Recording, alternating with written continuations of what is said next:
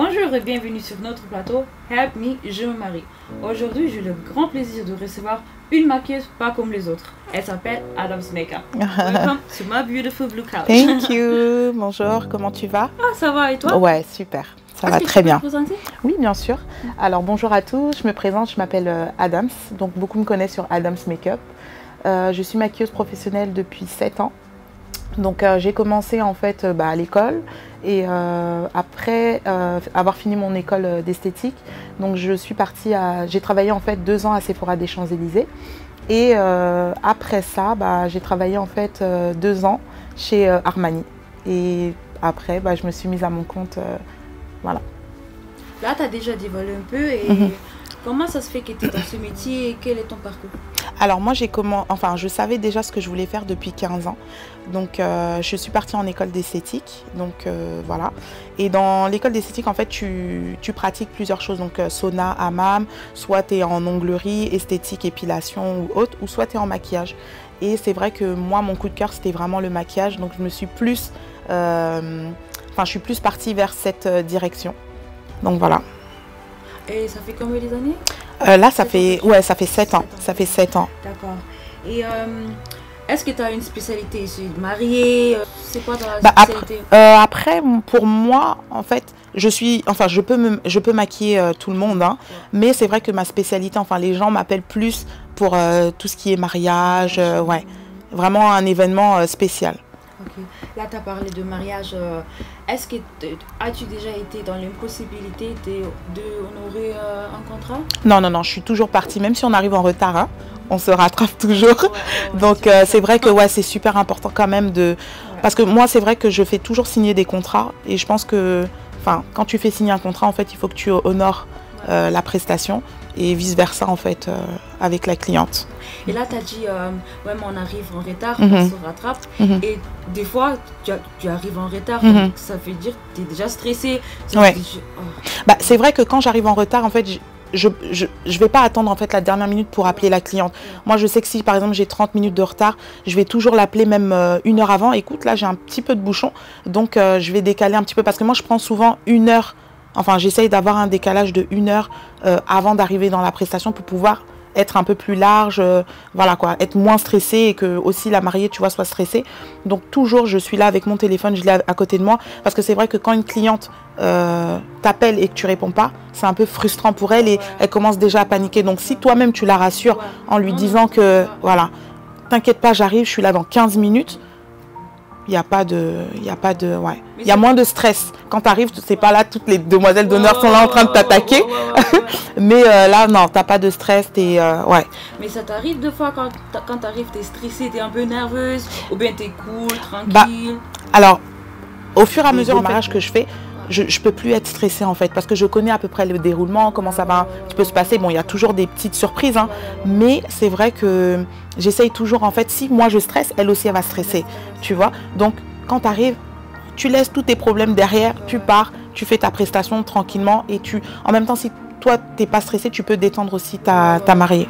Ça, t'as dit quelque chose parce que moi, de base, je suis déjà quelqu'un, je stresse beaucoup.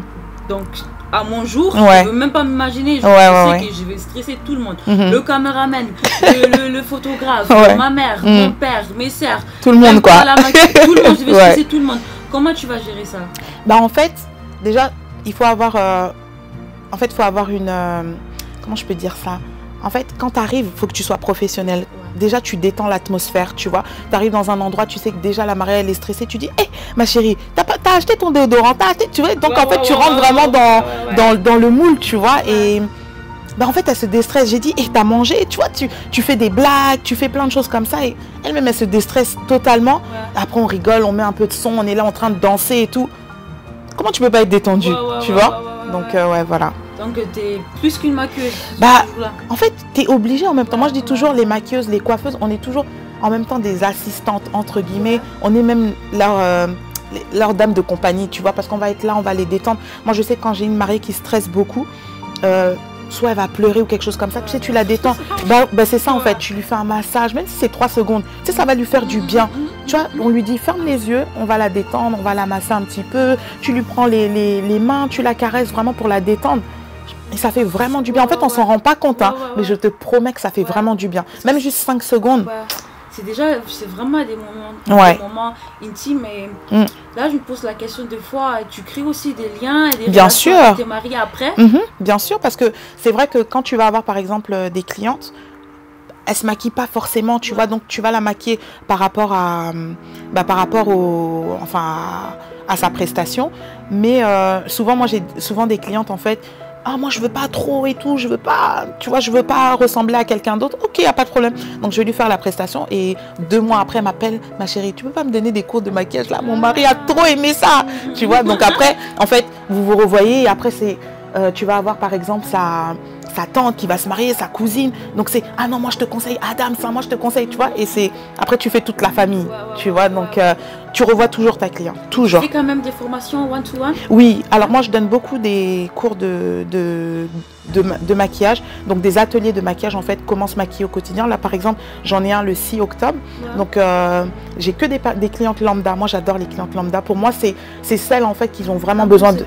Lambda c'est... Ah ouais, excuse-moi. Lambda c'est vraiment une cliente comme toi, en fait de tous les jours. Tu vois, une personne qui est là, qui ne sait pas forcément adapter son maquillage, par exemple, elle va au travail, par exemple, elle va en soirée, par exemple, voilà. Donc là, le thème du cours que je vais avoir le 6 octobre, ça va être comment se maquiller au quotidien.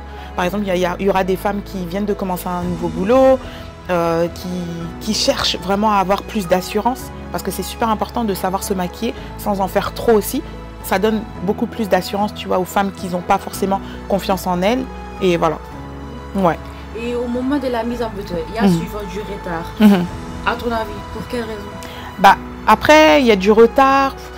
En fait, moi, je dis toujours aux mariés, elles ont un timing. En fait, elles vont nous envoyer, par exemple, un formulaire. Oui, donc le matin, tu viens à 8h. L'autre vient à 5h. En fait, à la fin, tu vois, tout est décalé. Mais c'est même pas de la faute de la maquilleuse, de la coiffeuse, de la mariée ou autre. C'est naturel en fait, c'est comme ça. Tu vois, tu peux pas. Nous, les Africains. Là, tu vois, mais c'est ça en fait, tu peux pas. Il y aura peut-être des retards peut-être de 30 à 1 heure, tu vois, mais c'est comme ça, c'est pas forcément. Mais après, nous, il faut qu'on speed en sachant que, tu vois, tu fais souvent les essais avant, donc quand tu arrives directement, bah, tu sais ce que tu vas faire à la cliente, tu vois. Mais. Et là, tu as parlé du comme test make-up. Ouais. Est-ce que c'est compris dans la prestation ou bien il faut ajouter le supplément? Le supplément, alors c'est une prestation en plus. Ah, ouais. Qui est... Tu fais ça quand? Alors, l'idéal, c'est 2 mois avant ou après.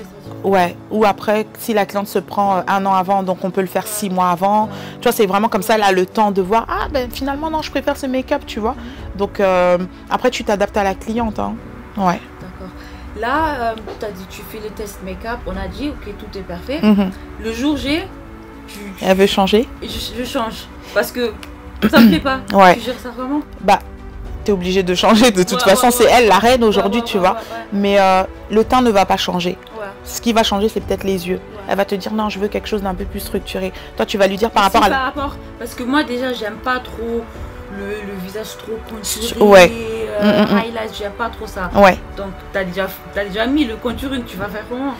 Bah, là, tu es obligé de recommencer. Hein. Mais il faut avoir juste un bon timing et qu'elle... Ouais, mais la plupart du... C'est rare, hein. Franchement, c'est très, très rare. Ouais. Et pour le make-up, ça prend combien de temps? Bah, moi j'estime en fait que ouais, ça peut prendre 1h15, voire 1h30. Vraiment pour que ce soit parfait. Après, tout dépend de la cliente que tu as. Tu vois, si elle n'a pas d'imperfection, pourquoi tu vas faire? Sauf si tu cherches la perfection, vraiment le détail, tu vois. Mais ouais, ça peut prendre 1h, 1h15. Ouais. Et toi, ça fait 7 ans, t'as dit? Ouais. Tu es dans le métier. Est-ce que tu as remarqué une évolution dans le make-up? Ah ouais. Le make-up a évolué. Non, le make-up, il a vraiment évolué. C'est vrai qu'aujourd'hui, en fait... Donc, quelle est la tendance aujourd'hui? Ouais, tout ce qui est cup crease. Mais c'est vrai que tout ce qui est très... Cup crease, c'est vraiment très structuré au niveau des yeux et tout. Mais après, c'est vrai que pour une mariée, je trouve ça moins joli, en fait. Tu vois, je trouve que le côté très... tu peux avoir les yeux colorés, mais très raffinés. Tu vois, en subtil vraiment, tu vois. Juste pour la sublimer vraiment, tu vois. Je trouve que c'est encore plus beau sur une mariée. Mais après, le make-up a évolué. Dans le sens, à l'époque, les clientes ne connaissaient pas forcément le make-up. Donc, elles s'adaptaient à nous, ce qu'on leur faisait. Mais maintenant, aujourd'hui, elles sont plus exigeantes. C'est pour ça que je dis toujours, même une nouvelle maquilleuse...